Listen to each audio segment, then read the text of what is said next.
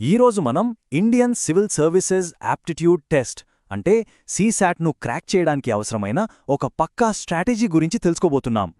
ఇదిగో ఈ నంబర్ చూడండి.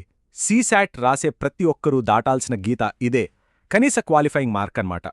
కానీ అసలు పాయింట్ ఏంటంటే జస్ట్ క్వాలిఫై అవ్వడం కాదు మన టార్గెట్. కనీసం 50% పైగా స్కోర్ని లక్ష్యంగా పెట్టుకోవాలి. అప్పుడే మన మెయిన్ పేపర్ల ప్రిపరేషన్ మీద ఎలాంటి టెన్షన్ లేకుండా సేఫ్ జోన్లో ఉంటాం. రైట్. ఇక మనం అసలు విషయంలోకి వెళ్ళిపోదాం. ఈ 5 పాయింట్లు మన సిఎస్ఆర్ ప్రిపరేషన్ను ఎలా పూర్తిగా మార్చేస్తాయో చూద్దాం. అన్నిటికన్నా ముందు మనం మైండ్ సెట్ సరిగ్గా పెట్టుకోవాలి. ఇక్కడ మన లక్ష్యం టాపర్ అవ్వడం కాదు, కేవలం క్వాలిఫై అవ్వడం. సో తెలివిగా కష్టపడాలి. సరే, క్వాలిఫై అవ్వాలనుకున్నాం, కాని దానికి ఫౌండేషన్ ఎలా వేసుకోవాలి? దానికి సమాధానమే ఒక సిస్టమాటిక్ వీక్లీ రివిజన్. అదే మనల్ని నిలకడగా పర్ఫామ్ చేసేలా చేస్తుంది. ఈ 4 స్టెప్ ప్రాసెస్ సింపుల్గా చెప్పాలంటే ఒక వీక్లీ చెకప్ లాంటిదన్నమాట. మన వీక్నెస్లు ఏంటో ఎగ్జామ్ కంటే ముందే పట్టుకుని వాటిని సరిచేసుకోవడానికి ఇది భలేగా ఉపయోగపడుతుంది. ఓకే, ఇప్పటి వరకు బేసిక్స్ చూశాం. ఇప్పుడు అసలైన గేమ్ చేంజర్ దగ్గరకొచ్చాం. పేపర్లో ఎక్కువ మార్కులు సులభంగా సంపాదించగల సెక్షన్ మీద ఎలా ఫోకస్ చేయాలో చూద్దాం. అందుకే అంటున్నాను, రీడింగ్ కాంప్రిహెన్షన్ అంటే మన ఆర్సీ మీద గ్రిప్ తెచ్చుకోవడం అనేది ఎంత ఇంపార్టెంటో చూడండి. ఒక్క ఈ సెక్షన్ నుంచే మనకు సులువుగా 30 నుండి 40 మార్కులొచ్చేస్తాయి. ఇది చిన్న విషయం కాదు. సరే, ఇంత ఇంపార్టెంట్ సెక్షన్ని ఎలా ట్యాకిల్ చేయాలి? ఏ ప్యాసేజ్ ఇచ్చినా సరే కేవలం 8 నిమిషాల్లో దాన్ని ఎలా సాల్వ్ చేయాలో ఇప్పుడు స్టెప్ బై స్టెప్ చూద్దాం. ఈ టెక్నిక్ చూడ్డానికి సింపుల్గా ఉన్నా చాలా పవర్ఫుల్. ఫస్ట్ క్వశ్చన్స్, తర్వాత ప్యాసేజ్, మళ్ళీ ప్యాసేజ్ దగ్గరికి వెళ్ళి ఆన్సర్ చేయడం. ఇలా చేయడం వల్ల ప్రతిసారి మన ఫోకస్ పెరుగుతుంది, యాక్యురసీ కూడా అద్భుతంగా ఇంప్రూవ్ అవుతుంది. అసలు క్వశ్చన్స్ ముందు ఎందుకు చదవాలి అనే డౌట్ రావచ్చు. సింపుల్, అలా చేసినప్పుడు మనం ఊరికే ప్యాసేజ్ని చదవట్లేదు, మనకు ఏం కావాలో వెతుకుతున్నామన్నమాట. ఒక టార్చ్ లైట్ వేసి వెతికినట్టుంటుంది.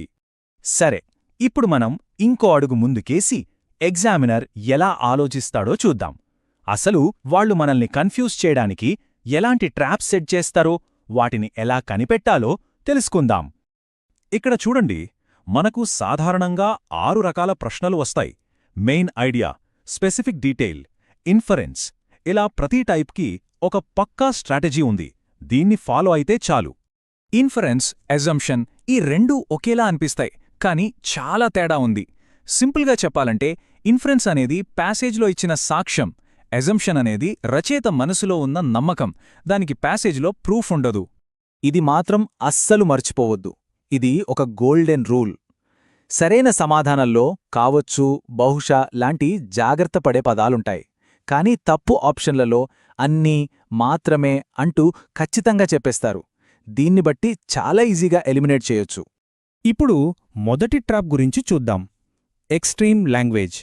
ఆప్షన్లలో ఆల్వేజ్, నెవర్, ఆల్, ఓన్లీ లాంటి పదాలు కనిపిస్తే వెంటనే అలర్ట్ అవ్వాలి.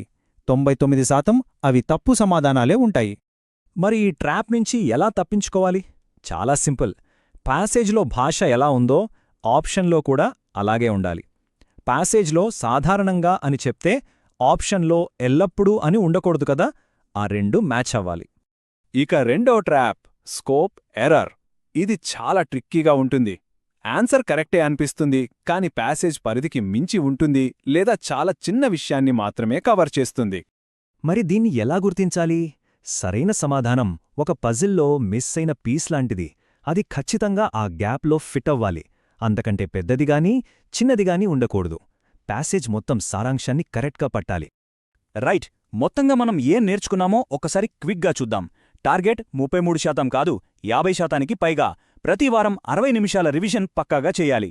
ఆర్సీ కోసం 8 నిమిషాల ప్లాన్ మాస్టర్ చేయాలి. ఇక ఎక్స్ట్రీమ్ లాంగ్వేజ్, స్కోప్ ఎర్రర్ లాంటి ట్రాప్స్ని కనిపెట్టడం నేర్చుకోవాలి. ఇవి పాటిస్తే చాలు.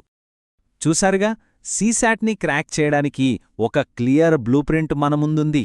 ఇప్పుడు ప్లాన్ ఉంది, దాన్ని ఆచరణలో పెట్టడమే మిగిలింది. మరి ఈ వారం ఈ వ్యూహాల్లో దేనిమీద ఫోకస్ పెట్టి దాన్ని మాస్టర్ చేయబోతున్నారు?